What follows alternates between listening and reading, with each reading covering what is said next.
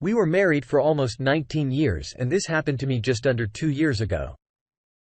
I'm a math teacher at a local high school, and my wife, Elaine, is a hard-charging executive director for a major company. We were the quintessential hometown couple, the high school sweethearts who stuck together through college and came back home to put down roots. We were like two peas in a pod, completely different, but fitting together just right. Weekends were our time, whether it was picnics in the park, quiet evenings on the porch with our favorite books, our sacred tradition of making breakfast every Sunday morning. Our life was peaceful, and I wouldn't have traded it for the world. However, as of late, a subtle shift seemed to weave its way into our routine. Elaine's business meetings, which were usually during the day, began to intrude on our evenings and extend into the late hours of the night. One thing that was catching my attention: her phone had become something she seemed inseparable from. As weeks passed by, the change became increasingly evident. Elaine started spending less time at home, often coming back from business meetings. Well, past midnight, she was glued to her phone, responding to texts or emails. Even in the wee hours of the night, it wasn't just the constant work-related interruptions that bothered me, but the veil of secrecy that had enveloped her actions. I'd asked casually about her day, the meetings or the messages, and she'd respond with ambiguous phrases like, "Just some budget stuff," or "Just a late-night suggestion from the big boss." Even with her responses, I still didn't believe her, but I had nothing to go on. My suspicions didn't go away, even after she tried to put my mind at ease.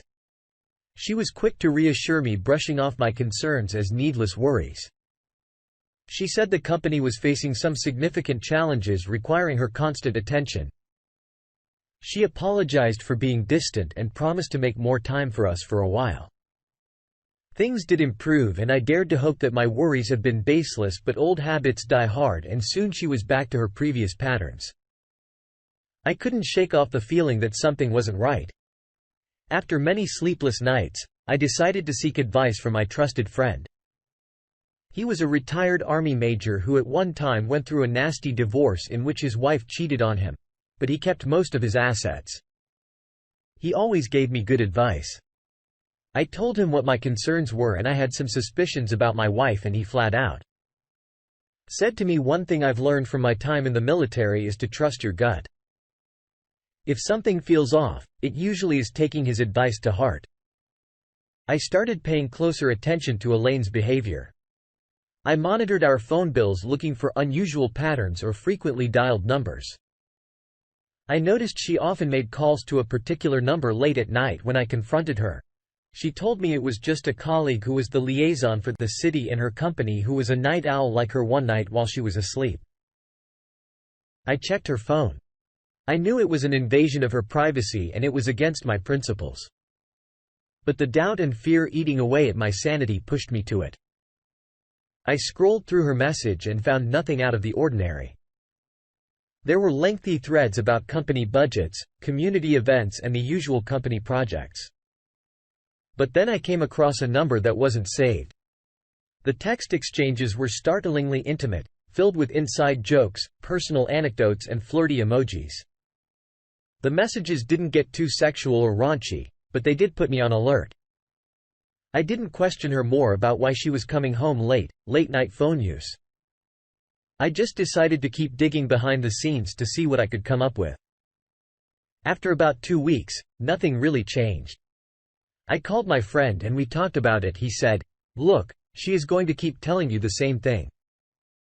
Just do what you need to do and find out what she is up to, if she is up to anything." Later that night, I did some research on voice recorders, cameras, and other spying equipment. The voice recorders were ruled out; that wouldn't give me concrete evidence.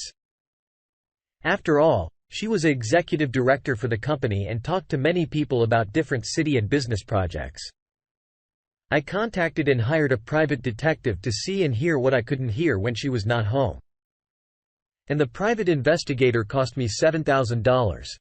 I gave the private detective everything I knew about my wife's schedule. What time she went to work. What time she usually gets home. What kind of car she drove, and the spot she usually went to for lunch. I waited for about 3 weeks before I got the call from the private detective. I met him at his office to review the information. He gathered the man-produced photographs, unmistakable proof of Elaine's infidelity there. She was engaged in intimate moments with the man who was not me. The detective had pictures of them kissing in restaurants they mostly met after work. He even had photos of them going into a hotel a few times. He even surveillanced her while she was in Walmart alone once, but she was shopping for another phone. Keep in mind she already had a phone. The detective wasn't sure she bought this other phone. This man turned out to be none other than a man who owned 3 restaurants in the city and owned 4 more in the neighboring city.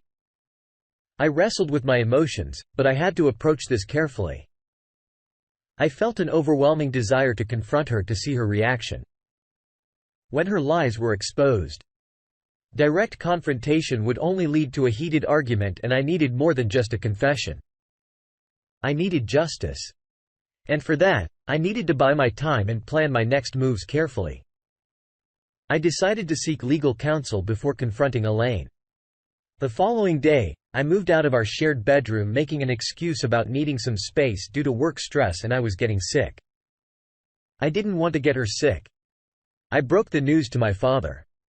You could hear the sadness in his voice over the phone. He said if I needed anything financially or otherwise, let him know. Meanwhile, I contacted a divorce attorney, made an appointment to see what I needed to do to get the divorce process started. My attorney also told me that infidelity is a crime in Virginia. It's actually a Class 4 misdemeanor but rarely prosecuted. I didn't care about that. My plan was to make her realize what she has done. The only thing we shared was the house and 2 cars, furniture and some electronics. We have 2 kids who are on their own. They don't know what is going on. I will tell them when the time is right. My attorney also said if I have any joint accounts with her, start moving some of the money, don't move it all at once, and open up another account in my name. I filed for divorce under the grounds of infidelity, and I was seeking alimony and the equal distribution of assets. About a week later, Elaine came to me and said she was going out of town for a few days. The company was looking at purchasing a building to expand to another location. I was nice to her. I told her to have a good trip, but she said something when I said that. She asked, "Was there everything?" Okay. Now, remember, I have moved out of the bedroom and I gave her a lame excuse for doing so when she left. I moved out, didn't give her any warning that I was leaving. She was only gone for 3 days when she came back. That's when the divorce papers were served. I wasn't there when she received them. Her reaction was a barrage of accusatory texts, bitter words aimed to wound. She called me cold, heartless, and much worse. I read her messages and I still didn't retaliate in any negative form or fashion. The court proceedings were grueling. Every appointment was an opportunity for Elaine to lash out, her words etched with bitterness. Despite the strain, I remained stoic, choosing to let my lawyer do the talking. I knew the evidence was on my side, but nothing could have prepared me for the sense of vindication. When the judge granted my alimony claim as a director, my wife made almost $90,000 a year. What? I didn't know she was a senior executive director. Apparently they had more than one director at her job. I was awarded $1,100 per month for 9 years, or until I remarried. My lawyer tried to get it extended, but the judge cited that I was getting half of the proceeds from the sale of the house and I had gainful employment. Moreover, the equity of our shared home was to be split, and that meant Elaine was going to lose a significant chunk of what she once considered hers. But after the divorce, I wasn't done now. It was time to strike back to balance the scales of justice. I felt no joy, no thrill of revenge. It was more of a cold determination to ensure that Elaine and her lover faced the consequences of their actions. The incriminating evidence that the private investigator had gathered was still locked away. A ticking time bomb waiting to be unleashed. I executed my next move. I made copies of all the footage and photographic evidence that the private detective gathered. I sent all of the information to the wife of my wife's affair partner and also gave her my number if she wanted to chat about. A month later, I got a call from my ex-wife's affair partner and she thanked me for sending that information. She ended up filing for divorce from her husband. In the following weeks, our house was sold. I got an additional $150,000 from the sale of the house. And my ex-wife got the other half.